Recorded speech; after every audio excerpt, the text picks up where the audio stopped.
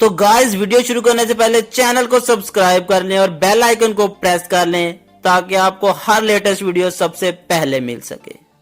यार तुमने अपनी बीवी को कैसे इतना मुतमिन किया हुआ है? एक हमारे दोस्त ने अपने शादीशुदा दोस्त से पूछा। शादीशुदा दोस्त ने जवाब दिया, मैं सिगरेट नहीं पीता था, लेकिन पहली रात में सिगरेट सुलगाकर बैठ गया।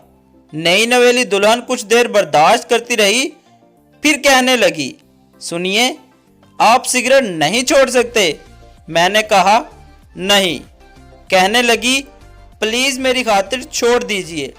मैंने कहा, ये लो तुम्हारी खातिर आज से सिगरेट पीना खत्म। इसका मुझ पर इतना असर हुआ कि मेरी मुतैन हो गई। हमारे दोस्त की शादी हुई, इसने भी यही फार्मूला आजमाया। सिगरेट वो भी नहीं पीता था, लेकिन शादी की पहली रात सिगरेट सुलगाकर बैठ गया। नई नवेली दुल्हन कुछ देर तो बर्दाश्त करती रही, जब बर्दाश्त से बाहर हो गई तो बोली, सुनिए अगर गोल्ड लिफ है तो एक सिगरेट मुझे भी दे दीजिए।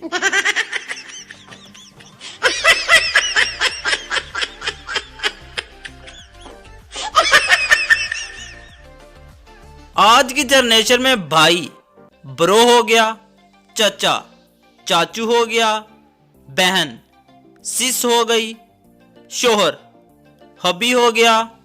मजाल है किसी ने बीवी लफर से छेड़खानी की हो।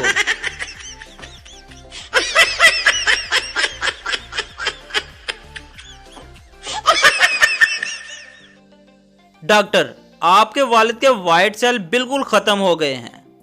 पप्पू बाहर गया और आकर बोला, डॉक्टर साहब वाइट सेल तो नहीं मिले, ये रेड तोशीबा के मिले हैं, यही डाल दें।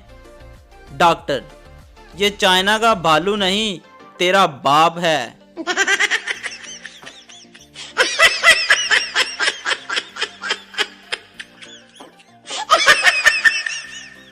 मौलवी साहब ने दुराने बयान मजमे को बताया कि जहां इज्जत ना हो वहां रुकना नहीं चाहिए। मजमे में से एक साहब बोले, तो हाडा की मतलब है बंदा हुन कार भी ना जावे।